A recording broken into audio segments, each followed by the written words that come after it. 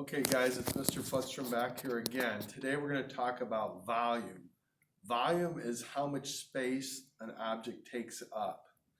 For the next two activities, you're going to learn how to find the volume of two different items. One of them is going to be like a rectangular prism or a cubic shape. And as you can see this is, it's a box-like shape. And the formula for finding the volume of this is you're going to measure the distance of the length, then the width, and then the height. So you measure all three with a ruler. And in our class, we'll use metric, of course, the centimeters. So you measure the length, width, and the height. And then you multiply those three numbers together, and that'll tell you your cubic volume. And the unit is always to the third power, okay? So it's cubed, so it could be centimeters cubed. If you measure in centimeters, if it was inches, it would be cubic inches. Okay, so that's for this.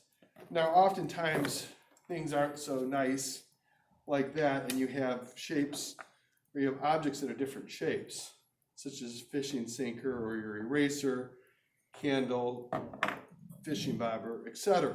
So in this one, in order to find how much space it takes up, you're going to use water. And what you have to do is you need to submerge that object underneath the water. And the way you do this is, if you look over here, I have two different lab glassware to measure the volume. Now this one obviously is a beaker. We filled it up to 300 milliliters of water, as you can see right here. And then the other one is we have graduated cylinders, and this one we've used the 50 ml.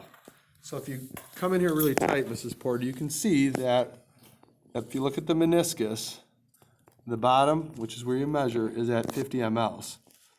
Okay? So what we would do is, let's say this is our object. It's a fishing sinker. Number one, you wouldn't let go of it because it would crack the bottom. But we're sitting at 50. I lower this in. And as I lower this in, right, this object takes up space. So the water level goes up.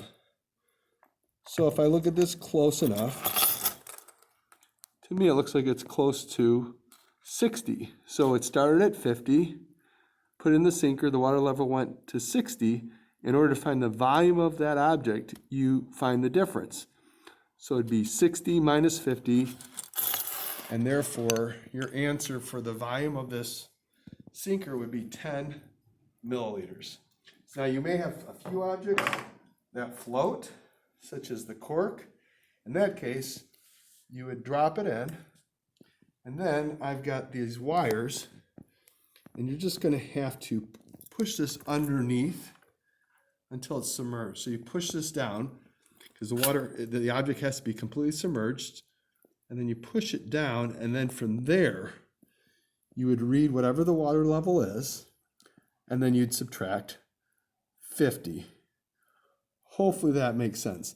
The final thing I want you to remember too when you do this lab is when you remove the object, water has a tendency